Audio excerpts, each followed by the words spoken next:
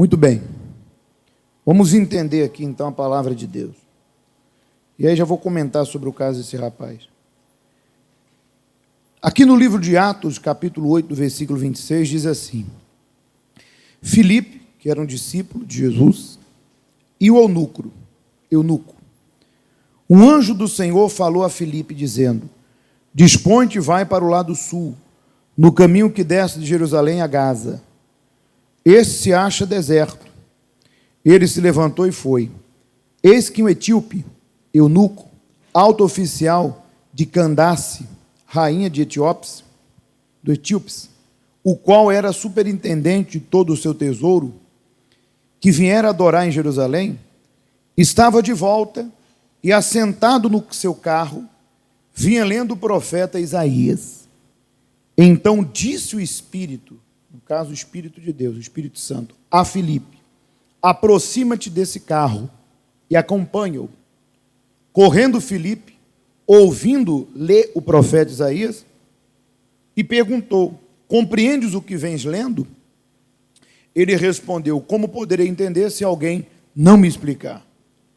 E convidou Filipe a subir e a sentar-se junto a ele. Ora, a passagem da Escritura que estava lendo era esta: foi levado como ovelha ao matadouro, e como um cordeiro mudo perante o seu tosqueador. Assim ele não abriu a boca. Na sua humilhação, lhe negaram justiça. Quem lhe poderá descrever a geração? Porque da terra a sua vida é tirada. Se refere a Jesus. Então o eunuco disse a Filipe: peço que me expliques a quem se refere o profeta. Fala de si mesmo ou de outro, ou de algum outro?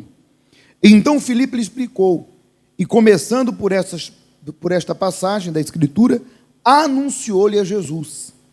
Seguindo eles caminho fora, chegaram a certo lugar onde havia água, certamente algum riacho, alguma coisa.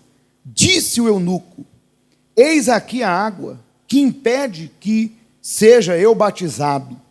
Filipe respondeu: é lícito se crer de todo o coração. E respondeu ele, e disse: creio que Jesus Cristo é o Filho de Deus. Então mandou parar o carro, ambos desceram a água, e Filipe batizou o eunuco. Quando saíram da água, o Espírito do Senhor arrebatou a Filipe, não vendo mais o eunuco, a Filipe, no caso, este foi seguindo o seu caminho, cheio de júbilos, de alegria. Ponto. Muito bem. Vamos entender. Preste atenção. Olhe para cá, por favor. Quando você ouve um testemunho como esse, desse rapaz, que serviu as entidades, foi escravo dos espíritos, incorporou os demônios, e o mal trabalhou nele, você vê a maneira que ele estava incorporado, o espírito muda a voz dele. Você imagina Satanás, sem dúvida alguma, como o destruidor, como aquele que veio roubar, matar e destruir. Só que há pessoas que, vendo essa cena, ao invés de entenderem o que Jesus fez na cruz, porque está escrito que Jesus triunfou na cruz sobre o inferno. Está lá em Colossenses 2. Está escrito: tendo despojado principados, potestades, publicamente os expôs ao desprezo, triunfando deles na cruz. Jesus venceu Satanás aonde? Jesus não perdeu na cruz, ele venceu na cruz. Então os demônios podem criar qualquer tipo de impressão, que eles são indestrutíveis, que eles perseguem mesmo, que quem está sobre o seu domínio pouca chance tem, e que principalmente quem o serviu, quem incorporou, quem recebeu, está marcado. Mas nós sabemos que o que Jesus fez na cruz, entregando a sua vida, recebendo o nome que está acima de todos os nomes. Todo aquele que se entrega a Jesus Cristo na sinceridade, a palavra de Deus diz: nenhuma condenação há para aqueles que estão em Cristo Jesus. Porque aqueles que estavam nas regiões das trevas, vendo grande luz, se chegaram a essa luz e foram livres por elas. Então não há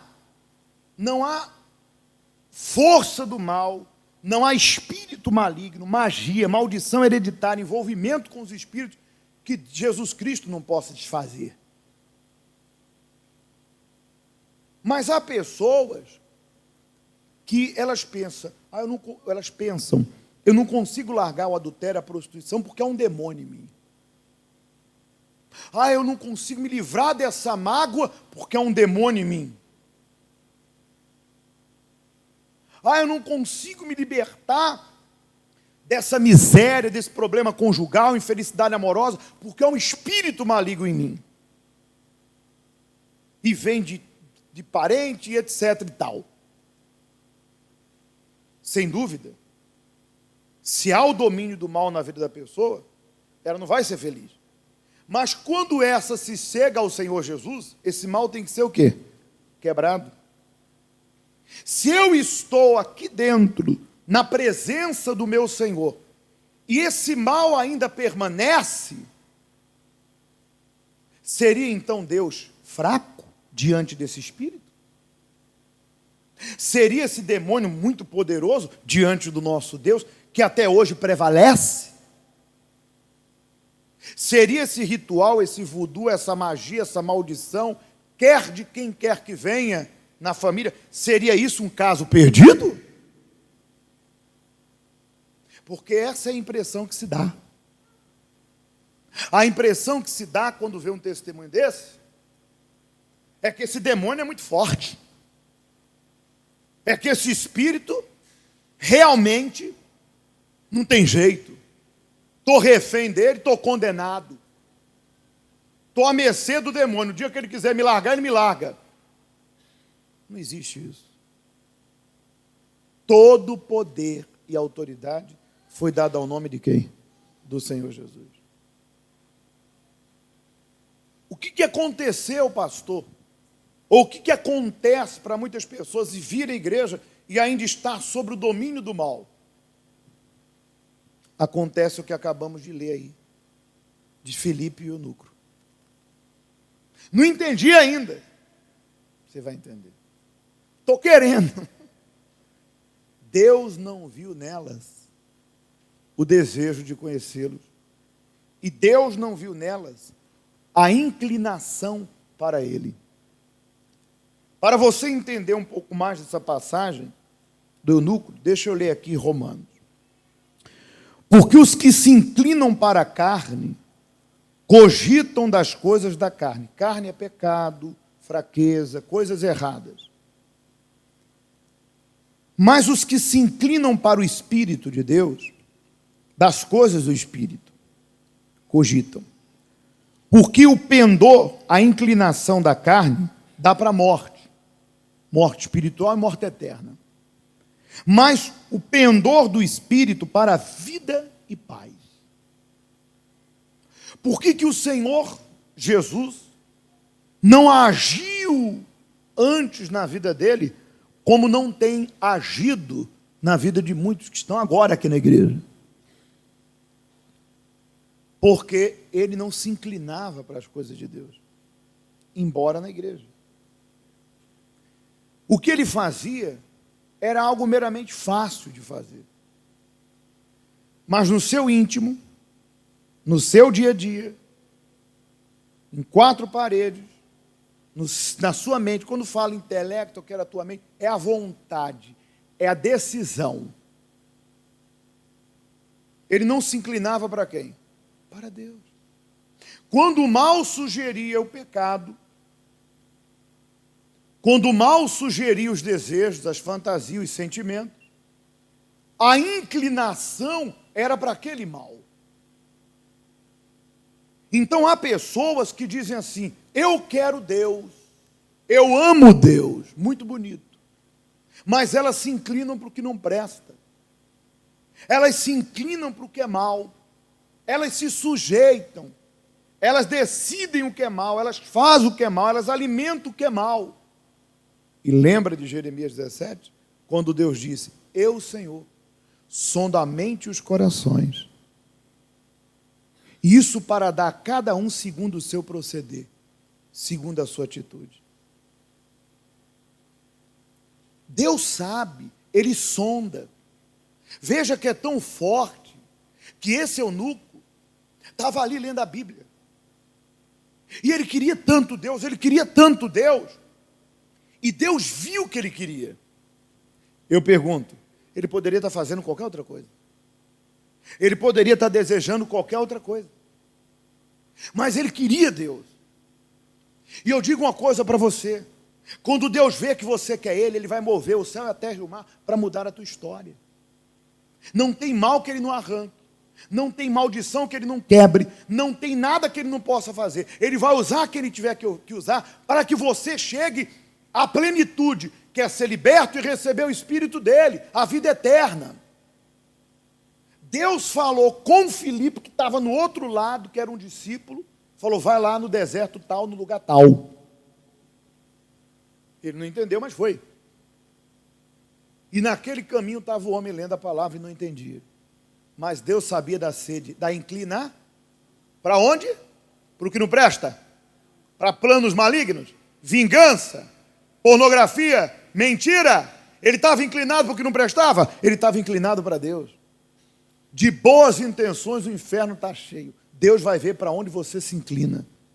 Deus não quer saber se você diz que ama, que crê, que não crê. A sua inclinação mostra quem realmente manda na sua vida. Aí ele falou, explica aqui, olha, é Jesus Cristo, Filho de Deus, que morreu pela salvação da sua alma, se entrega para Ele. Qual foi a reação dele? Ó, tem uma poça d'água ali, o que me impede de me entregar agora? Ele estava decidido a se inclinar totalmente para quem? Para Deus. Então, de repente, você é uma boa pessoa.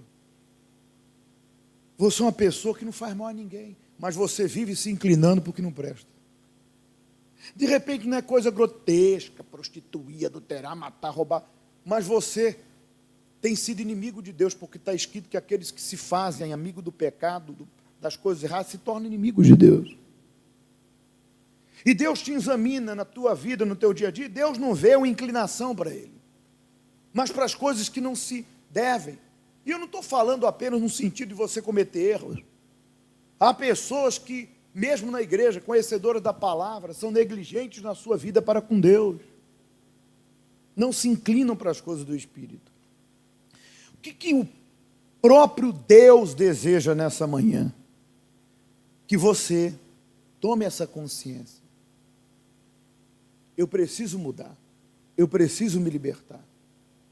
Mas eu não alcancei isso ainda, porque eu não tenho mostrado para Deus o desejo e a inclinação para aquilo que eu digo querer. E no momento da entrega, da busca, de falar com Deus, fala isso para Ele. Senhor, me ajuda. Me ajuda a vencer isso, isso, isso. Me ajuda. E quando você sair por aquelas portas, Deus vai ver se a partir de hoje você vai se inclinar para Ele. Se Ele vê que depois dessa reunião, dessa palavra, você está mudando o teu comportamento, tua atitude, então Deus vai te ajudar. Ele vai arrancar o que tem que arrancar de ruim, e Ele vai entrar na tua vida com o Espírito dEle. E não tem bruxaria, não tem maldição, não tem praga que impeça Deus de agir, porque Ele próprio diz: agindo eu, quem impedirá?